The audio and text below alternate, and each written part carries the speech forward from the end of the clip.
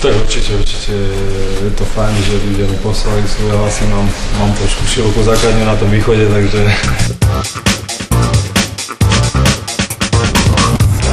Vieš, ak to je, na takomto počasí všetko sa mohlo stať, takže sme strašne radi, že sa nám to podarilo, nevyužili sme ten prvý match s tými Slovencami.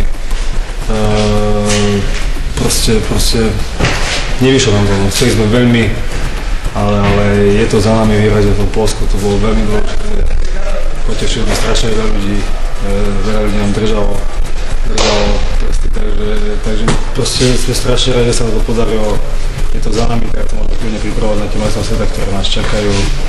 Pre futbolistov je to vrchol kariéry, nechodí sa tak každý deň, takže je to niečo fantastické.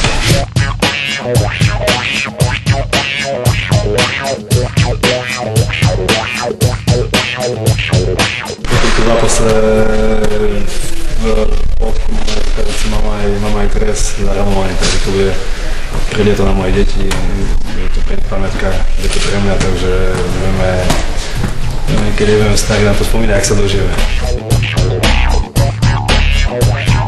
Jedno z lepších mužstiev v anglickej lige, takže škoda, že odpadli teraz z tej Európskej ligy. Nevyšiel im zápas doma, vyhrávali 2-0, v 88 dostali na 2-1, tam vyhrávali 3-0, takže odpadli.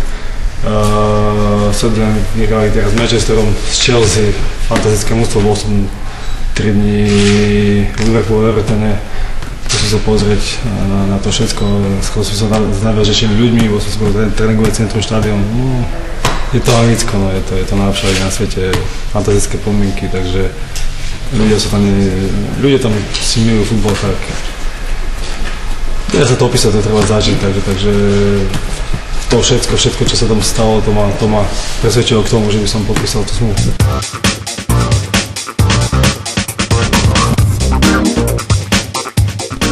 Nemám problém ani s majiteľmi, ani s trénermi, takže to nie je moja chyba, že ja som nepodpísal Legii, tak sa stalo.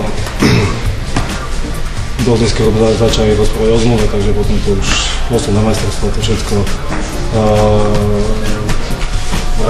Mám ešte pred sebou jeden cieľ, v Varšave byť majstrovský titul, takže dúfam, sa mi to podarí, odídem sa mať ako majster Poľska, čo môj veľkým snom tiež, takže je to pre mňa, bolo by to pre mňa niečo pekné, nakoniec tej pieročnej kariéry, odísť sa mať ako majster tej krajiny. Takže určite zrobím všetko, aby to sa tak stalo.